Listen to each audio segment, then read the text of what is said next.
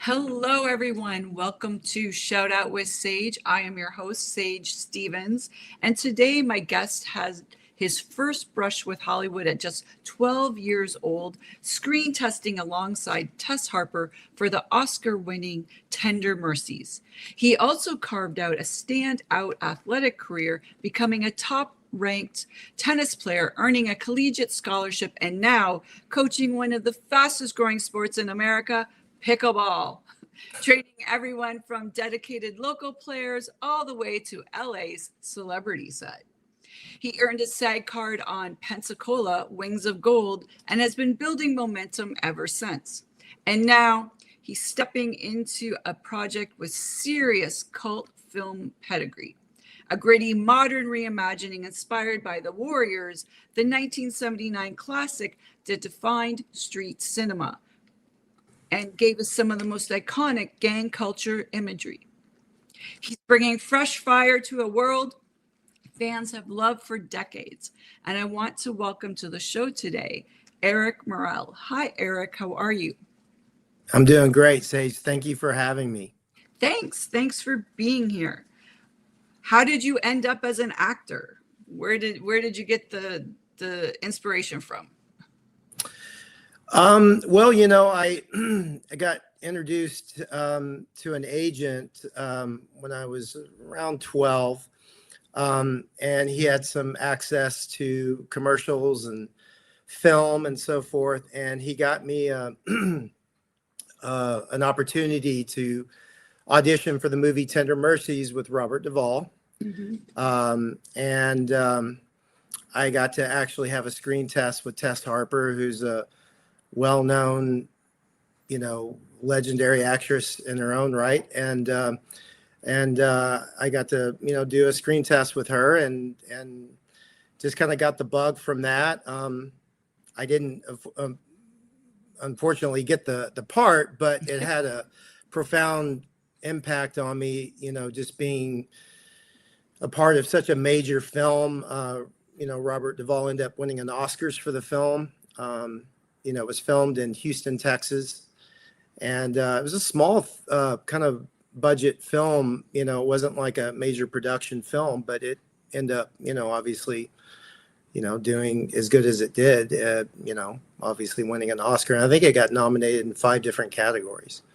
So from there, I just kind of, just got the bug for it. What's it like when you go in for a screen test, especially with people of that caliber? Well, I mean, at the time I just, I haven't young, had, you're like, oh, yay, I'm here. yeah, I mean, I really didn't know any different, just being so young. And at the time, I don't even know what I was really getting myself into. It was kind of like, I think I had the look that they were looking for.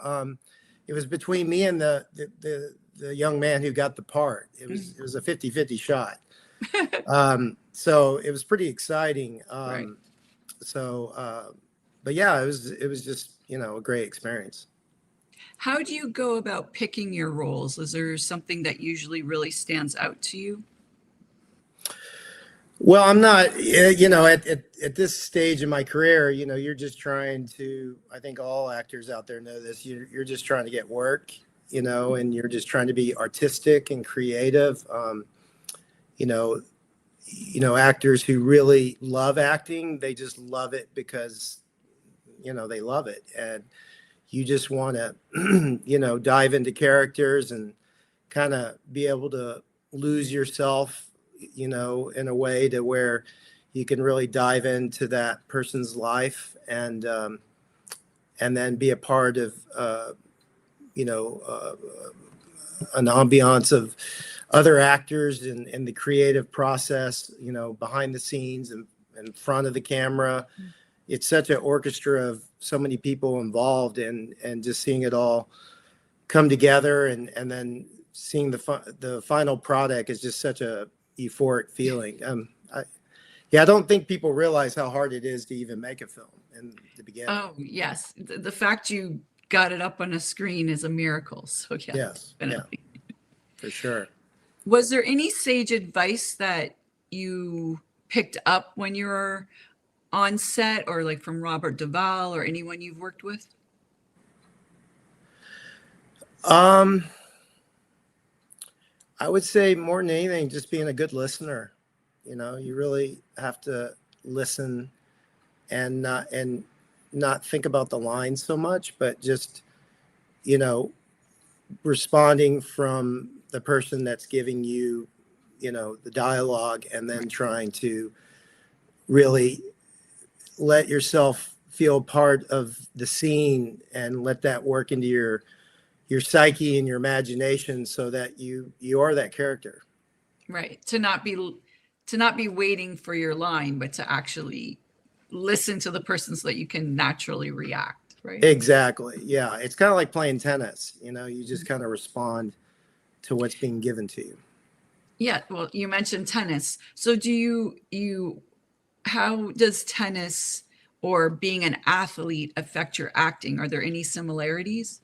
Oh, most definitely. It's a great sport that complements acting so much. I think that's why I've always had this kind of relationship with it, because when I was doing tennis, I was, you know, it's so competitive and there's so much pressure, especially at the highest levels. And I fortunately got to play with some of the best juniors in the country. Got to play in competitions where, Andre Agassi was in it, Oh and, wow. pretty well known, players that actually made it on the tour. So it was a great euphoric way for me to kind of like, okay, even though I'm not playing tennis anymore, I can kind of do it in a different way. And Right. I can kind of use my emotions, because in tennis, you really don't want to show your emotions. So in acting, Sort you of do like want to. poker, I guess, right? Yeah, exactly. It is. It's like a poker game. And so, acting, I was like, wow, I can just let go and I can play and I can kind of, be in the, playground and just let go and just be free. And it's like, wow, how fun is this? And that's why I love it. Well, I guess acting and tennis are similar. When you're doing lines, you're volleying, you're going back and forth, going back Hmm. and forth. You're not really sure, what's going to come at you. You think you might have an idea, but then something, Right. really in the flow of like a really good actor is really just in the flow, right? And you're That's just right. not thinking. Well, yeah, I mean, you should be so involved in the scene where you're just reacting over the whole environment going on, and you just you just lose yourself into that moment, that moment in time, to where you just evolve it. And it's like, wow, you don't know what's going to happen. You're just responding on what's being given. You're not in your own way. You're just letting it seep through you. Right. Yeah. You are starring in the indie film The Best, which draws inspiration from the 1979 cult classic The Warriors, a Hmm. film with a passionate fan base. What was your first connection to the original film, and what grabbed you about stepping into a new reimagining of it? Um, well, it's interesting enough. I watched that movie when I was a kid so much. It kind of had a effect on me growing up. Just I guess, this brotherhood of, these guys that basically came from nothing. And the only thing that they really had in their life is their brotherhood of, being in this, gang. And, they wear these vests and they wear it proudly. And so I think, it just, as a kid watching it grow up and then just turn into this cult classic, just, you know, with tennis, you have to fight so much in life just to try to win a tennis match, especially when you're playing with the best. And then, I saw this movie and it's like, wow, these guys are just fighting to survive, just everyday life. So coincidentally enough, I happened to have a relationship with the producer of the film, Larry Gordon. I kind of happened to get to know him, and he's actually the one that told me about pickleball, and because where I was working at the time, he kind of laid the groundwork and kind of went to me. He's like, hey, one of these days, this sport's going to be one of the biggest sports in the game. So this is the producer that was one of the most noted producers in Hollywood, and Oh, wow. have so much respect for the guy. And he's produced Die Hard and Field of Dreams and 48 Hours and Predator and then The Warriors. And so anyway, little did I know that I happened to have a friend of mine who is the president of Magic Image Productions, Joss Gomez. And Okay, yes. we talked about, I brought it up to him. I was like, I think the movie The Warriors would be just such a great film to kind of, do a film that's kind of about that, just because of all the stuff going on in the world. This is probably about 2 or 3 years ago. And then he just decided to write up a screenplay on it. And then one thing led to another. We just put it out there. The Warriors is famous for its style, the gangs, the grit, and the underground energy. How did you tap into that iconic tone, but still, made it your own? And, obviously we're in 2026 now, made it a little more modern.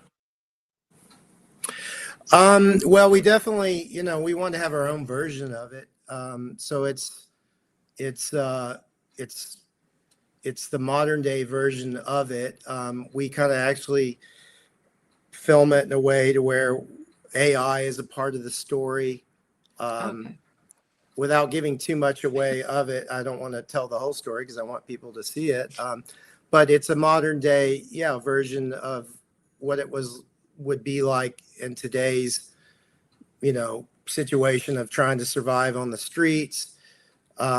We wanted to have more of a positive effect, with gangs. We obviously didn't want to do a movie that glamorized gang violence or anything like that. But at the same time, we wanted to show kind of a realistic approach of, gangs are part of life. And there are ways to, even though maybe people are not, brought up in the best of situations, or they get involved with the wrong crowd or whatever, that they can still find ways of showing love to each other, even though it may not be in their own family, but in their own brotherhood of their friends, and still trying to find a way to be productive in society.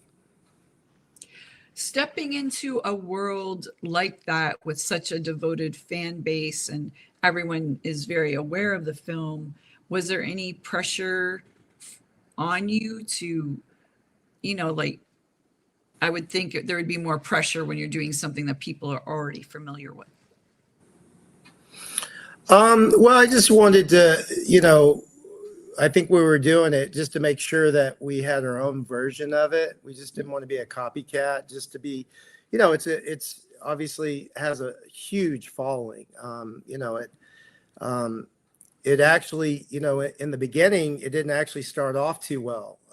There was a lot of things with the production of the original Warriors where it almost didn't get made.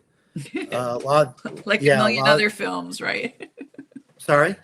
Like many other films. It almost I mean, it was backed by Paramount Studios, and okay.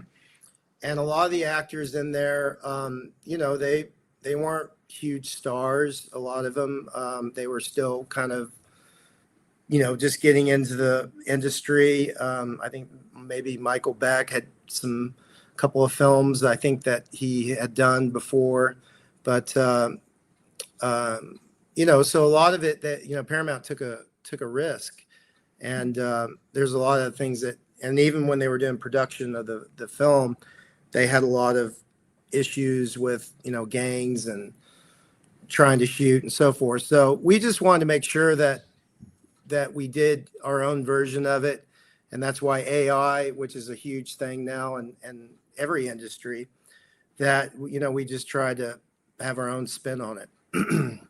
How did you actually land the role?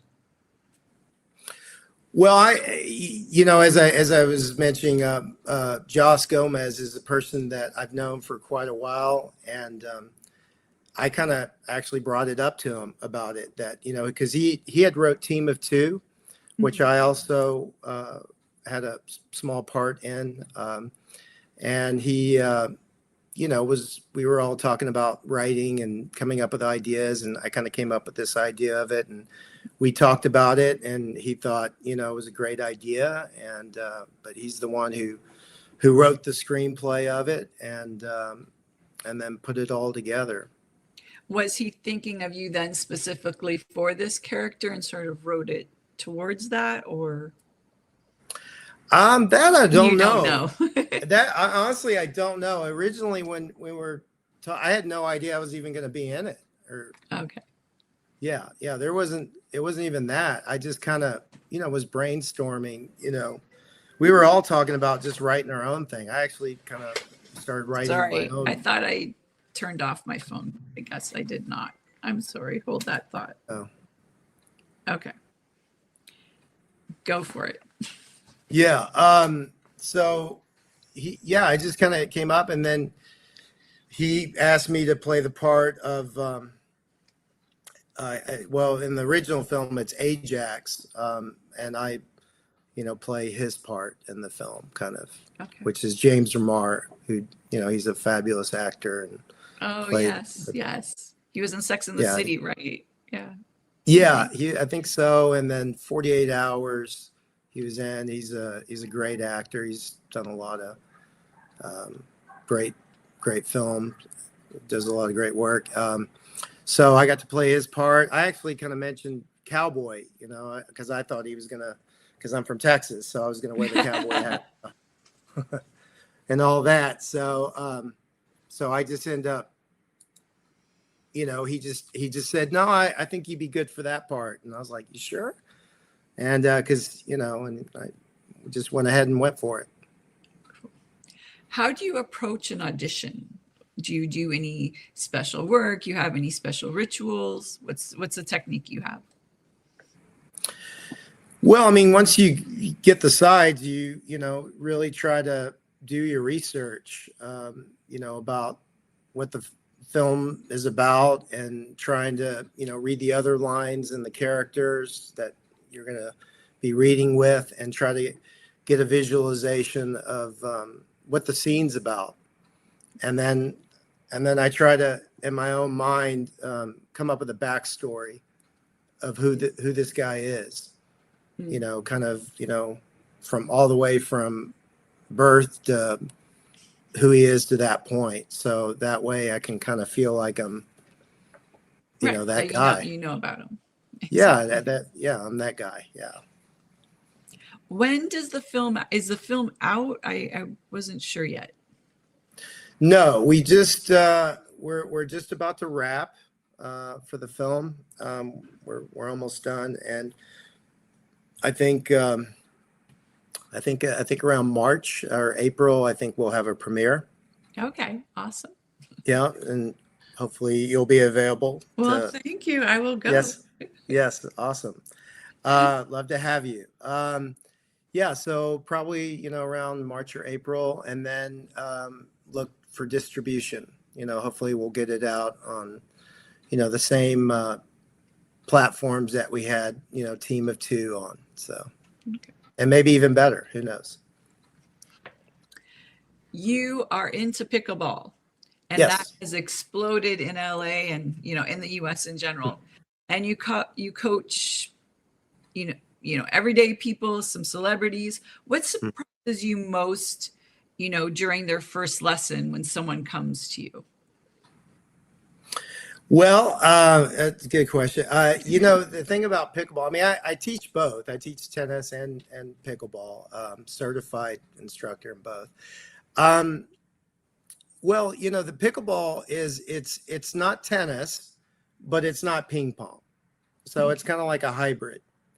And a lot of people, they play pickleball like it's tennis. They try to hit the ball really hard, and, they get into the whole power of it. And it's really more about finesse, and it's about kind of like tactics. And when you play it in its true form, it's almost like playing chess. You're really trying to hit your shots and position, yourself, or if you're playing doubles, or you're playing singles, to where your opponent's not there, and you got to learn how to cover and reset, and you have to know the rules, which are kind of difficult, because a lot of times when you first introduce the rules, it can be very confusing. So it's not like standard ping pong, but it's one of the fastest growing sports in the world, and it's very social, and they're just playing it everywhere, especially after COVID hit.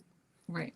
I attended the SB's gifting suite, and it was up on the rooftop at a hotel here, and they had a whole pickleball area for people to try out and everything.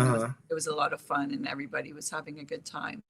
So do any of your celebrity clients bring that like athletic intensity, like I want to win, I'm going to win? Or are they just there to have some fun, let off some steam? Or like, do you have any good stories or any names you can drop? You don't have to if you don't want to, but you could if you wanted to. Well, I always tell people this is Los Angeles, so everybody wants to win. Right, exactly. I mean, I don't care if they're just no one wants a participation trophy, is what you're saying. No, exactly. I mean, everybody just, it's a competitive, arena in Los Angeles. So, if anything, it's competitive of especially, who can wear the nicest outfit. So, the competitive figure skaters. So I understand that. It's like, who has the best costume, or, who's the best, who has the best, the most flair. Yes. Do you see what she's wearing? Yes, exactly. All that. Yeah. Exactly. Does she think she looks good in that? How dare she? Yeah. Yeah. Yeah. I think I had a situation one time. It was pretty funny. I was teaching a group class, and I was teaching this one person, and I was like, God, she looks familiar. I was like, who is this person? And I kept telling her during the class, she was a guest of one of the people I was with, and I kept telling her, I was like, God, you look really familiar, and she wouldn't tell me. She wouldn't tell me, and so, but it was just really bothering me. And then I found out it was Helen Hunt. Oh wow! And but it was just, she was she was wearing a hat, and she was she was like low key, and very low key, and I had no idea. And so, but yeah, I was, going through the whole time. I was like, who is that? I know I've seen this person before, and so forth. But I think I told her, it was like 2 or 3 times maybe. But yeah. I've had similar things, especially before I made, the permanent move to LA. I did a lot of traveling, and I was in Puerto Rico for a little bit, and I was at some, fancy hotel, and I'm, sitting, it was on the beach, like in the, on the lounge, on the chaises or whatever. Yeah. And there's some people around, other people beside me, and I see this one guy, and I'm like, that guy looks really familiar. Like maybe I met him, I was traveling a lot at the time. Maybe I met him in Japan, or maybe I met him here, or maybe I met him there. And so, I'm just like, hey, I go, I think I know you. You look really familiar. And he just sort of looks at me. He's like, no, I don't think so. I go, no, have you been? And then I sort of went through the last countries or cities I'd been to in like the last month or so. And he's like, no, I haven't been there. I just kept, I was being very persistent. And then finally he goes, yeah, you may have seen me in a movie or something like that. I go, and then I looked around, and there were a couple, it was probably a security detail, like after, like right. He just had one person, like a security guard or just somebody looking after him or whatever. Right. And then later it popped into my head. It was Benicio del Toro. Oh, wow. Because I think he's from there originally, or he has family there or something. And I'm like, oh my God, I'm like so embarrassed now. I know you. No, seriously, I was telling him I knew him. I was like so dedicated. Yeah. Yeah, I think that's, especially when you're out in LA, I think we all have those run-ins. Yeah. Was there someone that was pivotal so far in your career getting you to where you are right now? Anyone you'd like to give a shout out to that's been instrumental in either maybe helping you positively or even someone who maybe was negative that gave you that like grit to keep going? Well, that's the thing. Yeah, I think with how I've been my whole life, I've always been pretty much stayed in my lane kind of thing, Mhm. person. I'm pretty driven, so if I set my mind on something, I kind of just, just do it. I don't let people stray me one way or another. I don't take it personally or what have you. At the end of the day, I kind of, look back and want to see that at the end of my life, I kind of look back and I did it my way, and I took the risk. I didn't want to have any regrets. Mhm. Um, I pretty much most of everything I've done, I've kind of done on my own, just hard knocks and getting out there and just trying to make things happen. But I think, my parents, I think, have been instrumental in, kind of being supportive, good days and bad days.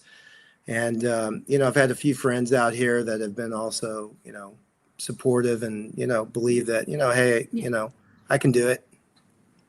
Do you find that people in LA just always want to hear the good stuff? Do you have a problem finding friends or finding people that can be more of a sounding board for those times when maybe you're going through, you know, you just want some advice or a sounding board or something? Yeah, I think that's the great thing about, acting is, especially actors, we all know how hard it is. I mean, it's one of the hardest industries in the world. So even if it's not you getting something and somebody gets something, you're really happy for them because we all know it's tough. And so when you're out there and you're, going to networking events and so forth, and you're catching up and what are you doing? And someone gets something, we're all kind of like, hey, that's great. You're staying with it. You're not going home. You're not quitting. I think a lot of times people go like, yeah, yeah, yeah, we'll see what happens, and then they go home. But the ones that stick it out, sometimes, I've had moments where, yeah, I thought I was gonna, it's not meant to be, and Yeah, maybe yeah.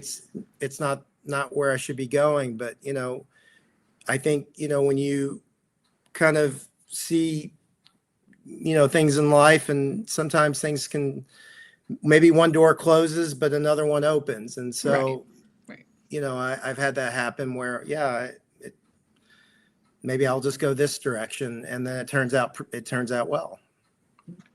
What would your biggest tip be to someone looking to move to LA and become an actor? Well, be prepared of a lot of traffic, and never finding a place to park, and how expensive it is.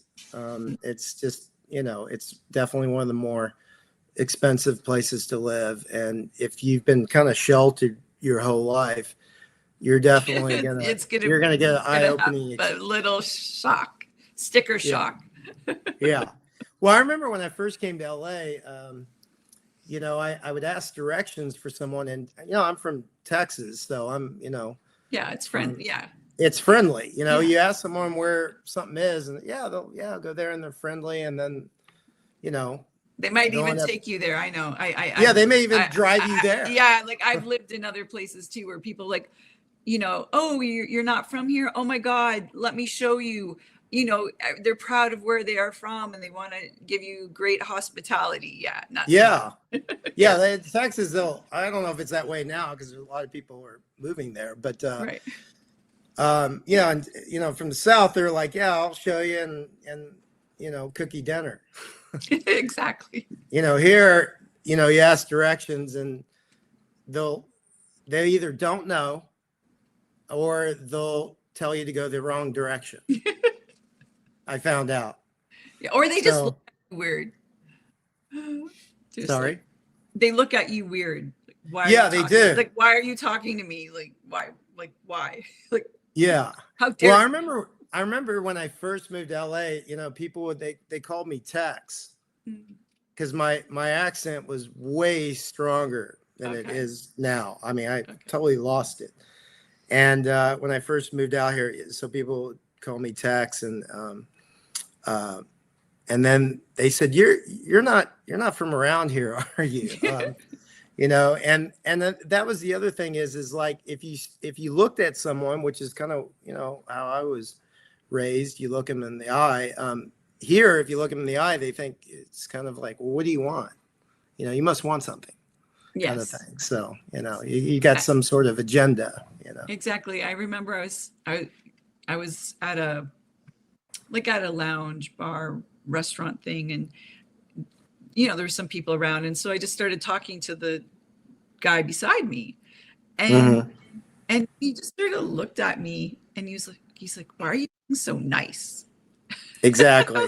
I'm like, okay, then I guess I will shut up and not talk to you anymore. Yeah, exactly. Yeah, no, I've been there before. So yeah. Yeah. How important is relationships and networking in LA and in acting?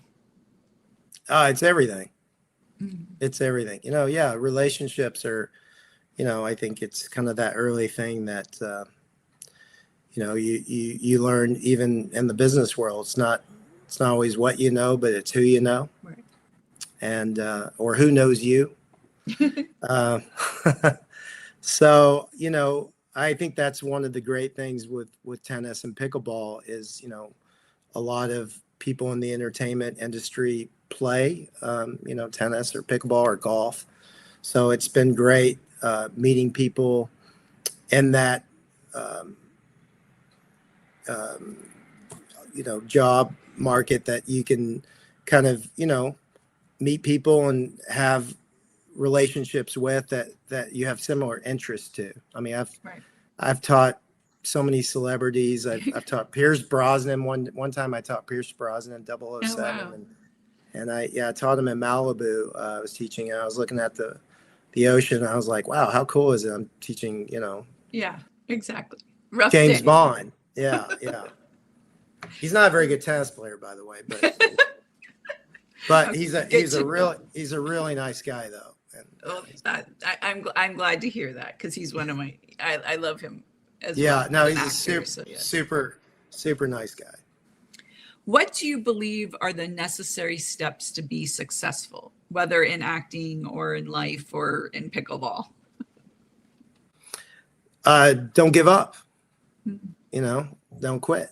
If you quit, then you'll never know, and then you'll just be just like everybody else. I think that's the thing with anything that you do in life that you have a passion for, that you really want to look back and say, you know what, I did everything I could, and I think it is important to give yourself maybe a goal or a A time frame, yeah. time frame, and then see the signs. I think if you believe in your creator, God, which I have a very strong tie with God, I think, you'll see signs that will show that this is the way to go. And then if it's not meant to be, then, I think it was like Sylvester Stallone that he was able to, when he wrote Rocky, he kind of wrote himself into screen Right. history, Exactly. and he found that writing was his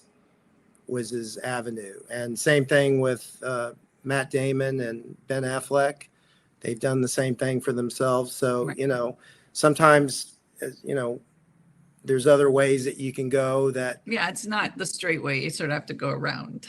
Exactly. I think anybody that shows anywhere that's successful, maybe even Steve Jobs, it's not a straight arrow. Right. It's Right. Right. everywhere, and then it's just not giving up at the end of the day. Well, let's do a recap. You have the movie The Best. It's sort of wrapping up filming right now, and Hmm. it's going to be out in a month or so, you said. And Uh, or when exactly? I mean, I was told that probably in March, I would think Okay. maybe April. Okay. You know, it has to go into post-production, you know, editing and all that to go Yeah. through. Color And correction and all that yeah, stuff. Yes. yeah. And Make it then look pretty. exactly. So, and then we'll definitely have a premiere, like we did with Team of Two. Yeah, I would say probably in the next, you know, 2 or 3 months. And how do people find you online?